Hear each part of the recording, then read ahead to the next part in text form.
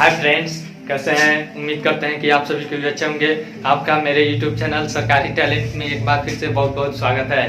पिछले वीडियो में हमने 3.1 चैप्टर मैट्रिक के क्लास का मैथ पढ़ा था। इस वीडियो में हम 3.2 मैट्रिक के मैथ का चैप्टर पढ़ेंगे। तो चलिए शुरू करते हैं। वीडियो शुरू करने से पहले नए आने वाले दोस्तों से गुजारिश है कि लाल बटन दबाकर मेरे चैनल को सब्सक्राइब कीजिए। अगर जो भी बच्चे मैथ पढ़ना चाहते हैं तो उनके पास इस वीडियो को जरूर शेयर कीजिए और लगभग मैट्रिक के सभी मैथ पढ़ाऊंगा। तो चलिए शुरू करते हैं।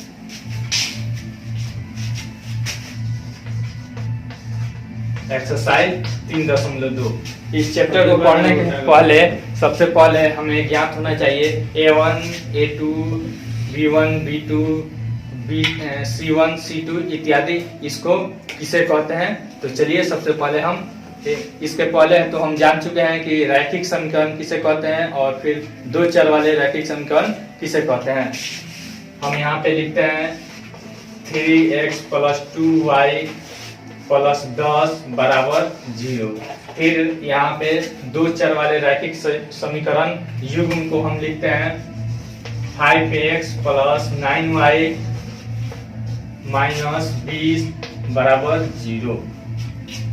अब देखिए इसको A कहते हैं, यहाँ पे इसको B कहते हैं, इसको C कहते हैं। अब यहाँ पे हमारे पास चूंकि दो समीकरण है इसीलिए हम इसे आसानी के लिए A1, B1, C1 यानी कि पहले समीकरण के A को A1 और B को B1 और C को C1 कहते हैं और तथा दूसरे को A2, B2 और इसे C2 कहते हैं।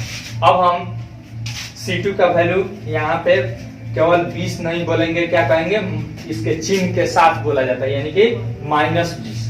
ठीक है, तो इस तरह से हम A1, A2, B1, B2 और C1, C2 हम लोगों ने जान लिया।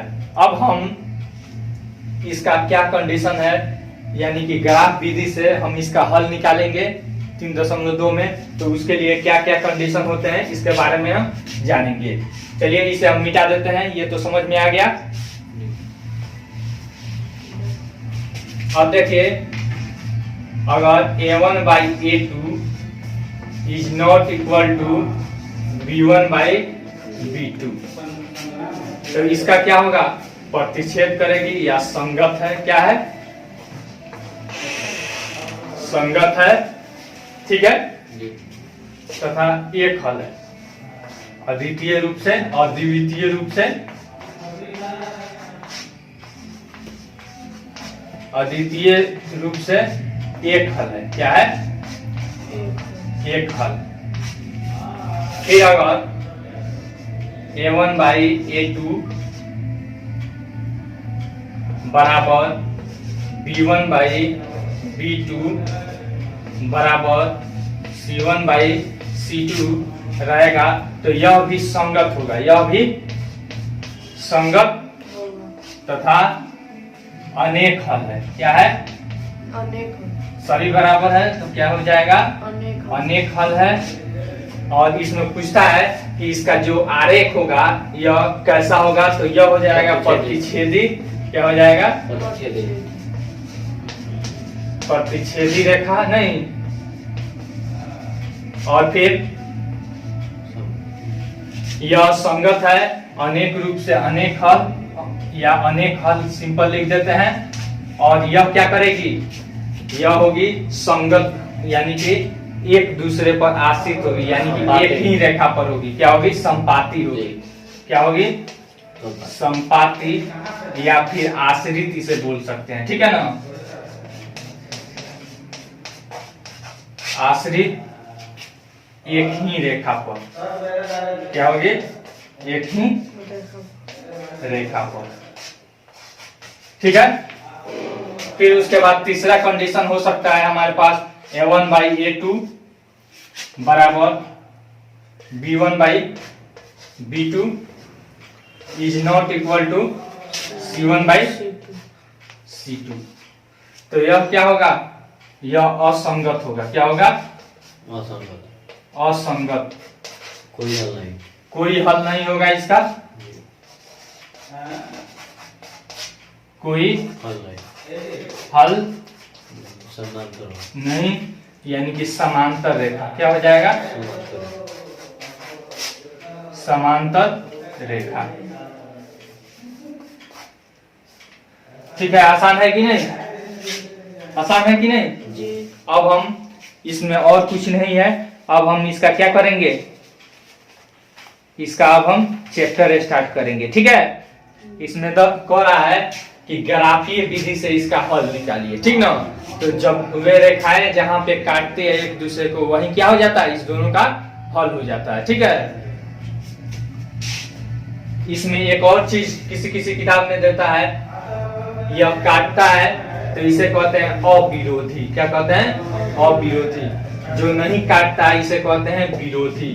इसे भी अविरोधी में रखा जाता है। किसी किसी किताब में दे देता है, लेकिन बहुत कम ही किताब में वैसा देता है। चलिए, हो गया, इसे मिटा दें। बस यही चीज है, इसी के आधार पर हमको यह पूरा चैप्टर 3.2 पढ़ना है। मिटा देते हैं इसको। पहला सवाल क्या कह रहा है? कह रहा है निम्न समस्याओं में रैखिक समीकरणों के युग्म बनाइए और उनके ग्राफीय विधि से हल कीजिए। कह रहा है 1 नंबर, कक्षा 10 के 10 विद्यार्थियों ने एक गणित की पहेली प्रतियोगिता में भाग लिया। यदि लड़कियों की संख्या लड़कों की संख्या से 4 अधिक हो तो प्रतियोगिता में भाग लिए लड़कों और लड़कियों की संख्या ज्ञात कीजिए। सबसे पहले 10 विद्यार्थी भाग लिया है। कितना विद्यार्थी भाग लिया है? 10 विद्यार्थी। यानी कि मान लेंगे, माना कि लड़कों की संख्या पहले किसका दे रहा है? लड़कियों की संख्या। लड़कों की संख्या से 4 है, तो लड़कों की संख्या पहले मानेंगे। लड़कों की संख्या बराबर x, नहीं तो लड़कियों बराबर, तो लड़कियों बराबर कितना हो जाएगा? y मान लेंगे। क्या मान लेंगे? y, या तथा करके मान लीजिएगा। अब देखिए, लड़का और लड़कियों मिलाने पर क्या हो रहा है? 10। कितना विद्यार्थी है? 10। यह एक हमारा समीकरण हो गया। अब इसे स्टैंडर्ड फॉर्म में लिख सकते हैं, x + y - 10 बराबर 0। ठीक है ना? आप इस तरह से भी हल कीजिएगा तो भी कोई फर्क नहीं पड़ता है, लेकिन स्टैंडर्ड फॉर्म यह है। ठीक है, अब देखिए उसके बाद क्या कह रहा है, यदि लड़कियों की संख्या लड़कों की संख्या से क्या है? 4 अधिक है। किसका अधिक है जी? लड़कियों की संख्या। किसका अधिक है? लड़कियों की संख्या। तो लड़कियों में से लड़कों की संख्या घटाएंगे तो कितना हो जाएगा? बोलिए तो 4 हो जाएगा। कितना अधिक है? 4 अधिक है। तो यह एक हमारा समीकरण हो गया कि नहीं हो गया? अब इसे हम स्टैंडर्ड फॉर्म में लिख सकते हैं, -ax + y - 4 बराबर 0। यह समीकरण क्या हो गया? 2 हो गया। अब क्या कह रहा है? इसको ग्राफीय विधि से हल कीजिए। क्या कह रहा है? ग्राफीय विधि से हल कीजिए। अब इसका हम ग्राफ बनाएंगे। इसको उतारिएगा, मिटा दें। बस ये उतार लीजिए। हो गया।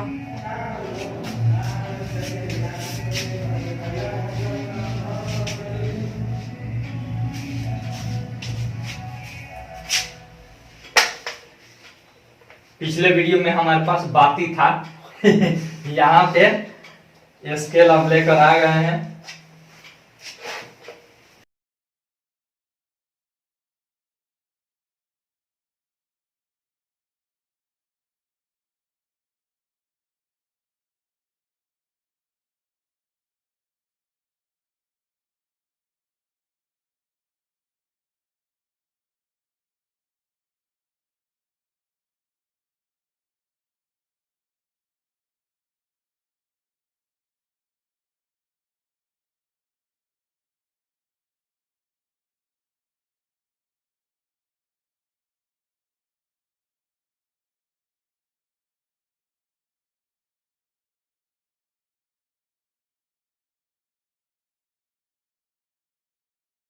क्या कर लेते हैं? वैल्यू निकाल लेते हैं। क्या करते हैं? पहले हम वैल्यू इसका निकाल लेते हैं। तो देखिए, तो यहाँ पे हम मान लिए x रख दिए और यहाँ पे y रख दिए।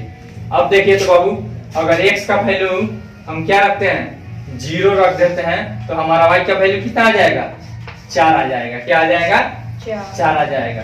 जिसको नहीं निकालने आता है तो देखिए यहाँ पे सिंपल समीकरण में -x + y - 4, यही ना है हमारा समीकरण। अब यहाँ पे 0 रखिएगा प्लस y बराबर, ये देखिए बराबर 0 है। अब तो यहाँ पे -4 है तो इधर आ जाएगा, तो क्या हो जाएगा, +4। तो y बराबर क्या हो जाएगा, 4 हो गया कि नहीं। इस तरह से समीकरण में उसका मान रख दीजिएगा। इस तरह से आपका दूसरा एक वेरिएबल का मान निकल जाएगा, ठीक ना। अब यहाँ पे हमने एक बार x का वैल्यू 0 रखा है, एक बार अगर हम y का वैल्यू 0 रख के देखते हैं तो कितना आता है। तो y बराबर क्या हो जाएगा, माइनस y बराबर अगर हम 0 रखते हैं तो x का वैल्यू हो जाएगा हमारा कितना, यहाँ पे x इधर प्लस में भेज दीजिए तो यह हो जाएगा -4। कितना हो जाएगा, -4। x का वैल्यू हो जाएगा -4। x का तो वैल्यू हमें निकल गया। फिर उसके बाद एक और समीकरण है हमारा, क्या था, x + y बराबर 10। x + y बराबर 10। इसको मिटा देते हैं। अब देखिए फिर से यहाँ पे इसका हम निकाल देते हैं, x और y। अगर x का वैल्यू अगर हम 5 रखते हैं तो y का वैल्यू भी 5 हो जाएगा कि नहीं। अगर हम y का वैल्यू अगर 4 रखते हैं या x का वैल्यू 4 रखते हैं तो y का वैल्यू 6 हो जाएगा। आसान है, ठीक है। अब ये इसको क्या करेंगे, यहाँ पे इसमें अधिकतम है 6 और इसमें अधिकतम है 4, तो यानी कि एक एक का अंतराल ले लेंगे, 1 2 3 4 5 6 7 8 9 10। पहले हल निकाल लेते हैं, उसके बाद तब ये अंतराल रखते हैं, ठीक है ना। अगर ऐसे ही अंतराल रख दीजिएगा और ज्यादा आ जाएगा तो फिर अंतराल फिर से आपको काट कर बनाना पड़ेगा। -1 -2 -3 -4, यहाँ पे -1 -2 -3 -4 इत्यादि, 1 2 3 4 5 6, फिर यहाँ पे 7 8 9, ठीक है। अब क्या कह रहा है, पहला हम इसका समीकरण लिखते हैं। इसमें कह रहा है 0 4, तो पहले 0 देखते हैं, यहाँ है, 4 कहाँ है, यहाँ है। 0 और 4 हमको मिल गया, 0 और 4। उसके बाद क्या है, -4 0, तो -4 यहाँ है और 0 यहीं पे है ना, y का 0 यहीं पे है। तो देखिए, तो इस क्या करेंगे, इस दोनों को मिला देंगे, इसको और फिर इसको क्या करेंगे, स्केल की सहायता से मिला देंगे। यही हो गया हमारा एक इसका आरेख हो गया। चलिए अब दूसरा, इसका तो हमने खींच लिया, अब इसका आरेख हम खींचेंगे। 5 5 है, क्या है, 5 5 है, यहाँ भी 5 है, यहाँ 5 हमने आ गया। और फिर आगे भी हम 5 में जाएंगे, इसके सामने आ रहा है लगभग। अगर वैसे नहीं आता है तो आप क्या कीजिए, स्केल की सहायता से आप अनुमान लगा लीजिए, या फिर ग्राफ पेपर पर बनाइएगा तो और आसान रहेगा। यहाँ आ गया हमारा 5 5। उसके बाद क्या है बाबू, 4 और 6, तो 4 है और फिर 6 इसके आगे हो जाएगा, नहीं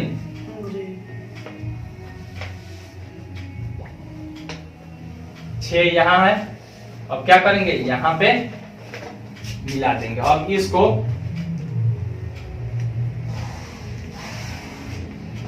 ऐसे मिला देंगे और इस समीकरण का, और इसका क्या क्या समीकरण है हम इसका लिख देंगे। इसका समीकरण का वैल्यू बोलिए तो क्या है, ये वाला समीकरण हम बाबू खींचे थे, x + y बराबर 10, x + y बराबर 10। और इसका क्या है, x - y, y - x बराबर 4, ठीक है। तो अब देखिए, अब कह रहा है इसका वैल्यू निकालिए, तो कहाँ पे काटा है देख लीजिए, इसके सामने किसके, x + y बराबर 10 में होगा। x + y बराबर 0 लिखा गया, एक छूट गया, ठीक है। अब देखिए यह कहाँ पे काटा है, यह हो गया है लगभग 3.5 के करीब में काटा है, नहीं 3.6 के करीब में। तो x का वैल्यू कितना आ जाएगा, यानी x बराबर 3.5 या 6 मान लीजिए, ठीक है। और फिर अगर ग्राफ पेपर रहता है तो वहां पे सीधा दिखाई देता है, ठीक ना। ग्राफ पेपर नहीं है तो यहाँ पे अंदाज से थोड़ा सा चलना पड़ेगा। अब देखिए यहाँ पे लगभग ये भी 6.5 के करीब में काटा है कि नहीं जी। यानी कि y बराबर कितना हो जाएगा 6.5 मान, ठीक है। इस तरह से यह बन जाएगा। आसान है कि नहीं है। जी। इसका दूसरा भी बना लीजिएगा। दूसरा सवाल कह रहा है अनुपात a1/a2 b1/b2 और c1/c2 की तुलना कर ज्ञात कीजिए कि निम्न समीकरण युग्म द्वारा निरूपित रेखाएं एक बिंदु पर प्रतिच्छेद रेखाएं एक बिंदु पर प्रतिच्छेद करती है, समांतर है अथवा समपाती है, ठीक है ना। तो अब यहाँ पे दिया है, इसको मिटा दीजिए। समझ में आया है कि नहीं आया। आया है। दूसरा सवाल, इसमें a1/a2 b1/b2 और c1/c2 हम निकालेंगे और उसमें दिखाएंगे कि अगर बराबर होगा तो कहेंगे, जैसे हम पहला जो बताए थे उस तरह से इसका बताएंगे। जैसे हम तीसरा बना देते हैं, तीसरा बनाते हैं कि दूसरा बनाते हैं, चलिए तीसरा बना देते हैं। 6x - 3y, उसके बाद क्या है प्लस 10 बराबर 0। फिर उसके बाद है 2x - y प्लस 9 बराबर 0, ठीक है बाबू। अब देखिए a1/a2 करेंगे, a1/a2 तो a1 कितना है 6 है बाई 2, इन 2 क्या 6। अब फिर देखिए b1/b2 करेंगे, क्या करेंगे b1/b2 तो b कितना है -3 है बटा -1। अब देखिए माइनस से माइनस कट जाएगा यानी कि रह जाएगा 3 रह जाएगा, ठीक है। और फिर यहाँ पे c1/c2 करेंगे 10/c2। अब देखिए जो 10 बटा प्लस में 10 है 10/9 9 भी प्लस में है, ये नहीं कटेगा तो ये ऐसे ही रह जाएगा, ठीक है ना। तो अब यहाँ पे देखिए a1/a2 3 है, b1/b2 3 है, c1/c2 अलग है, तो ये बराबर नहीं है। तो यानी हमारा क्या कंडीशन हो जा रहा है, इसको मिटा देते हैं। अब यहाँ पे देखिए तो हमारा कंडीशन आ जा रहा है a1/a2 बराबर b1/b2 is not equal to c1/c2, यही ना है। तो आप देखिए यह इसका कौन सा कंडीशन है, यह ऐसा होगा तो रेखा क्या होगी समांतर होगी, रेखा क्या होगी समांतर होगी। तो चलिए लिख देते हैं, कोई हल नहीं होगा, रेखा समांतर असंगत है, समांतर रहता था असंगत है, कोई हल नहीं है, कोई हल नहीं है। तीनों लिख दीजिएगा, ठीक है ना, कोई हल नहीं, हल नहीं है। इस तरह से और भी बना लीजिएगा, आसान है कि नहीं। मिटा देते हैं। तीसरा देखिए कह रहा है अनुपातो a1/a2 b1/b2 c1/c2 की तुलना कर ज्ञात कीजिए निम्नलिखित के युग्मों समीकरणों के युग्म संगत है या असंगत। अब देखिए जिसका कोई हल होगा नहीं तो वह क्या हो जाएगा संगत होगा, जिसका कोई हल नहीं होगा यानी समांतर होगा तो वह क्या हो जाएगा असंगत हो जाएगा। आसान है कि नहीं। तो इसको बनाना पड़ेगा कि रहने देते हैं, या फिर अगर बनवाना चाहते हैं तो तीसरा बना देते हैं। 3 नंबर का हम क्या करते हैं तीसरा बना देते हैं। क्या है बोलो तो बाबू 3/2x, फिर उसके बाद प्लस 5/3y, यही ना है बराबर 7। उसके बाद 9x - 10y, 9x - 10y बराबर 14, यही ना है बाबू। फिर देखिए अब यहाँ पे a1/a2 निकालेंगे। a1 कितना है 3/2, अब बटा कितना है 9, तो डायरेक्ट कर दे जी। 3 तिहाई नौ। 9, यानी 1/6 हो जाएगा, 1/6 दो नीचे आ जाएगा। जी। उसके बाद b1/b2 करते हैं, तो b का वैल्यू कितना है 5/3, अब मेन बट्टा कितना है -10, कितना है -10।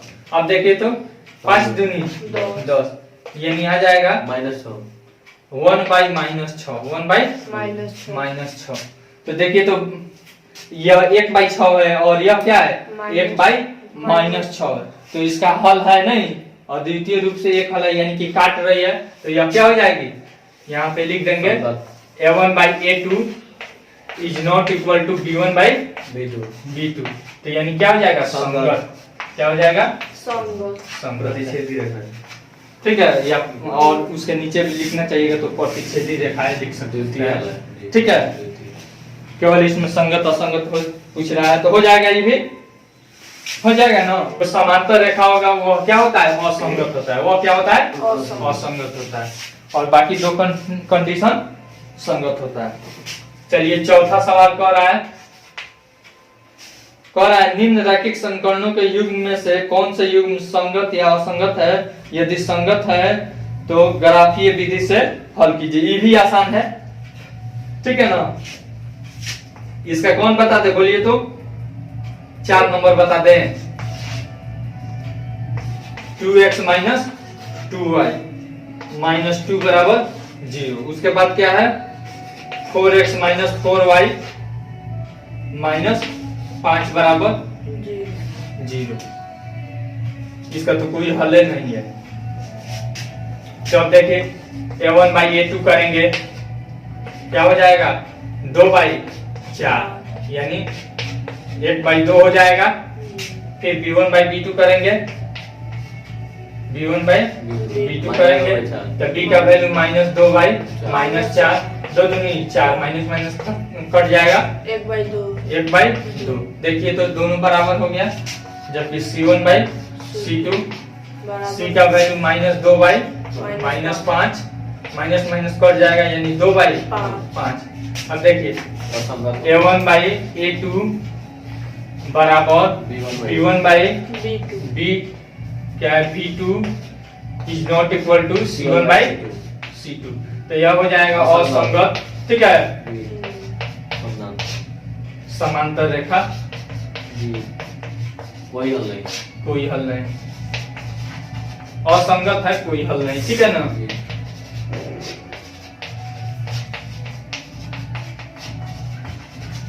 ठीक है, अगर इसका हल होगा तो इसका ग्राफ निकालिएगा। ठीक है, अगर हल नहीं है तो कोई बात नहीं, वहां पे लिख देंगे। अगर हल होगा तो इसका जैसे पहला हम ग्राफ निकाले उसी तरह से ग्राफ निकालिएगा, और जहां पे एक दूसरे को काटेगा वह क्या हो जाएगा, उसका हल हो जाएगा। ठीक है, ये भी हो गया। अब उसके बाद 5वां नंबर ही मिटा देते हैं। 5वां सवाल कह रहा है एक आयताकार बाग जिसकी लंबाई चौड़ाई से 4 मीटर अधिक है, तो लंबाई चौड़ाई से चौड़ाई को x मान लेंगे, और फिर या फिर जिसको भी मन करे आप मान लीजिए, माना लंबाई बराबर x मीटर। ठीक है, तथा चौड़ाई बराबर y मीटर। ठीक है, तो कह रहा है अर्ध परिमाप 36 मीटर है। क्या है, अर्ध परिमाप 36 मीटर है। पहला दे रहा है लंबाई चौड़ाई से 4 मीटर अधिक है, यानी लंबाई ज्यादा है, तो लंबाई में से चौड़ाई घटाएंगे तो कितना आ जाएगा 4 मीटर। यह एक हमारा समीकरण हो गया कि नहीं हो गया। फिर उसके बाद कह रहा है कि अर्ध परिमाप, आयत का परिमाप का सूत्र होता है 2 × लंबाई प्लस चौड़ाई। अर्ध परिमाप का ऐसे हो जाएगा, परिमाप बराबर 2 × लंबाई प्लस चौड़ाई। ठीक है ना, लंबाई प्लस चौड़ाई। अब अर्ध परिमाप कर रहा है तो 2 से भागा करेंगे तो 2 कट जाएगा, यानी लंबाई प्लस चौड़ाई लग जाएगा कि नहीं। तो इसका हमारा समीकरण आ जाएगा, तो लंबाई का कितना वैल्यू हम माने हैं x, और चौड़ाई का y, x + y। अर्ध परिमिति कितना आ गया 36 मीटर। तो बाग की विमाएं ज्ञात कीजिए।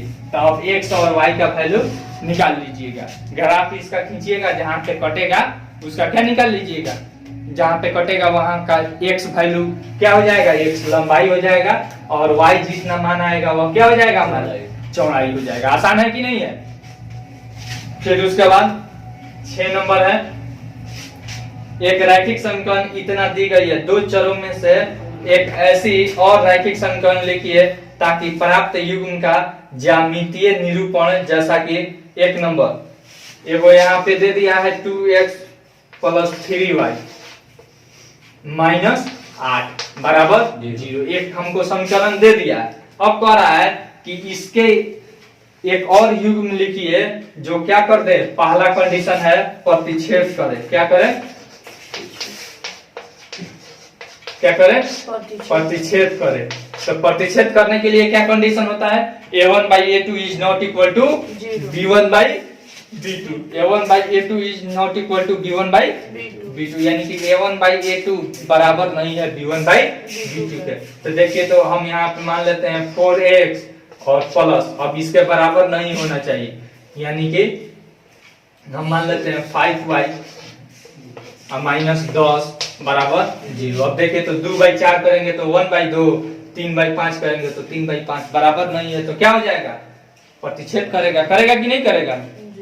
फिर दूसरा है समांतर रेखा हो, तो समांतर रेखा का हमारा कंडीशन होना चाहिए, क्या होता है, a1/a2 is equal to b1/b2 और is not equal to c1/c2। तो उस तरह से दोनों के बराबर में कर दीजिएगा। जैसे दूसरा हम लिख देते हैं यहाँ पे 6x + 9y और फिर +5 बराबर 0। अब देखिए, तो a1/a2 2/6 करेंगे तो 1/3 और 3/9 करेंगे तो 1/3 हो जाएगा, और लेकिन -8/5 बराबर होगा नहीं होगा। तो यह कंडीशन हो जाएगा a1/a2 बराबर b1/b2 is not equal to c1/c2, यह क्या हो जाएगा, समांतर हो जाएगा। फिर तीसरा पूछ रहा है, तो तीसरा आप लोग बना लीजिएगा, यह कह रहा है कि संपाती हो, क्या हो, संपाती हो, यानी कि एक ही रेखा पर हो। तो यहाँ पे डाल दीजिएगा, मान लीजिए हम 8x डाल देते हैं, कितना डाल देते हैं, 8x डाल देते हैं, और इसी के कंडीशन में आप और लिख लीजिएगा। लिखा जाएगा, नहीं हो जाएगा, इसमें दिमाग लगाना है, ठीक है ना। ये जरूरी नहीं है कि हम जो लिखे हैं आप वही लिखें, इसके आगे भी आप दूसरा लिख सकते हैं, ठीक ना। फिर 7वां सवाल देखिए, 7वां सवाल कह रहा है समीकरणों x - y + 1 बराबर 0, x - y और क्या है +1 बराबर 0। फिर उसके बाद अगर इसको हम सही कर लेते हैं, ठीक है, और फिर यहाँ पे है दूसरा क्या है 3x + 2y, फिर क्या है जी बाबू -12 बराबर 0, यही ना है। अब कह रहा है का ग्राफ खींचिए, x अक्ष और इन रेखाओं से बने त्रिभुज के शीर्षों के निर्देशांक ज्ञात कीजिए। अब क्या करना है, इसका ग्राफ खींचना है, क्या करना है, ग्राफ खींचना है। तो देखिए, तो इसका ग्राफ हम खींचते हैं।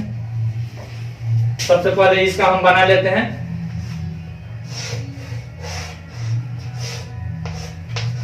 x y। अब देखिए, तो अगर x का वैल्यू अगर हम 0 रखेंगे तो क्या हो जाएगा, अगर x का वैल्यू यहाँ पे 0 रखे तो ये टर्म 0 हो जाएगा, बचेगा 2y और ये चला आएगा तो 12, तो यानी कि 6 आ जाएगा। फिर अगर हम इस टर्म को अगर हम 0 रखते हैं, y का वैल्यू अगर हम 0 रखते हैं तो x का वैल्यू हमारा कितना आ जाएगा, 4 आ जाएगा। फिर अब इसका हम निकालते हैं बाबू,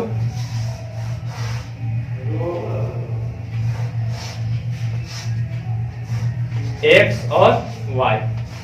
अब देखिए, तो अगर यहाँ पे अगर हम x का वैल्यू 0 रख देते हैं तो y का वैल्यू -1 नहीं 1 आ जाएगा, प्लस इधर आएगा तो माइनस होगा, माइनस माइनस नहीं कट जाएगा।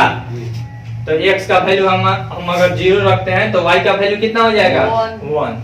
अगर y का वैल्यू अगर हम 0 रखते हैं तो x का वैल्यू हमारा कितना आ जाएगा, -1। देखिए, तो अगर y का वैल्यू यहाँ पे 0 रखते हैं, y का वैल्यू अगर 0 रखते हैं तो क्या हो जाएगा, ये टर्म 0 हो जाएगा, x बराबर यहाँ पे प्लस है, इधर आएगा तो -1। ठीक है, अब इसका हमको ग्राफ खींच देना है। इसमें तो सब मीटर किए गया है, दूसरा इसके खरीदना ही पड़ेगा लगा है।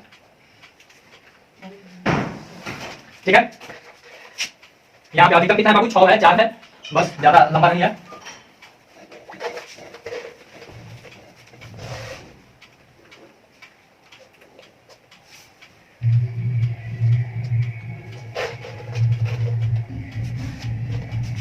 गड़बड़ हो गया।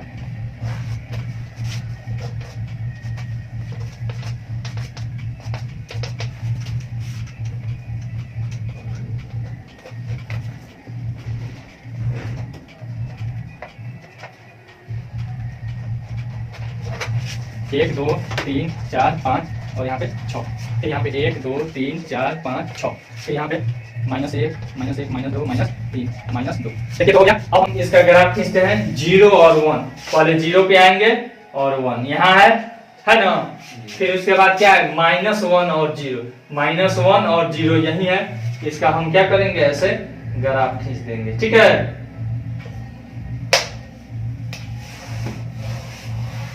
खींच दिए। फिर उसके बाद दूसरा क्या है बाबू? 0 और 6। तो 0 पहले क्या है? यहाँ है, और 6 कहाँ है? यहाँ है। हो गया। फिर उसके बाद 4 और 0 है, तो 4 यहाँ है और यहीं पे 0 है। अब देखिए दोनों को क्या करेंगे? मिला देंगे। दोनों को क्या करेंगे? मिला देंगे। मिलाने के लिए सबसे पहले पेंसिल का नोक इस बिंदु पे रखते हैं, फिर यहाँ पे बिंदु रखते हैं, स्केल को सटा लेते हैं और ऐसे निकाल देते हैं। ठीक ना? अब देखिए,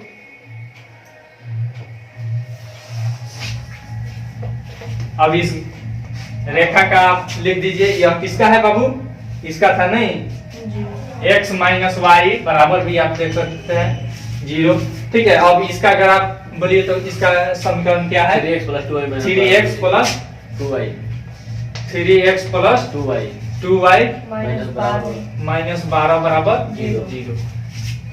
समीकरण हम लिख देते हैं, तीर का निशान लगा दीजिए। अब देखिए कह रहा है कि x अक्ष पे और फिर उस रेखा द्वारा क्या बन रहा है? त्रिभुज बन रहा है। क्या बन रहा है? त्रिभुजाकार पटल को छायांकित कीजिए। क्या कीजिए? त्रिभुजाकार निर्देशांक को ज्ञात कीजिए। यहाँ का तो निर्देशांक मालूम है, ये क्या हो जाएगा? 0 -1 और 0। एक निर्देशांक क्या हो जाएगा? -1 0। यहाँ पे निर्देशांक लिखेंगे, निर्देशांक बराबर यहाँ पे -1 0। यहाँ का क्या हो जाएगा बाबू? x अक्ष 4 और फिर y अक्ष 0। 4 और 0। और एक और क्या हो जाएगा? यहाँ वाला देखिए तो 2 के सामने है और यहाँ पे 3 के सामने, यानी कि 2, 3। ठीक है, निर्देशांक हमको मालूम चल गया। अब क्या कह रहा है कि त्रिभुजाकार भाग को क्या कीजिए? छायांकित कीजिए। तो पेंसिल लेते हैं और ऐसे छायांकित कर देते हैं। इन्हीं के इधर भी बढ़ा दीजिएगा। बस इतना ही, जितना त्रिभुजाकार क्षेत्र है इतना ही आप क्या कीजिएगा? छायांकित कर दीजिएगा। आसान है कि नहीं है? इस चैप्टर को आप लोग बना लीजिएगा। कहीं पे प्रॉब्लम होता है आप कमेंट करके पूछ सकते हैं। आई होप आपको यह वीडियो बहुत पसंद आई होगी। अगर वीडियो पसंद आई तो लाइक कीजिए, शेयर कीजिए और कमेंट करके अपना सुझाव जरूर दीजिए। Thanks for watching.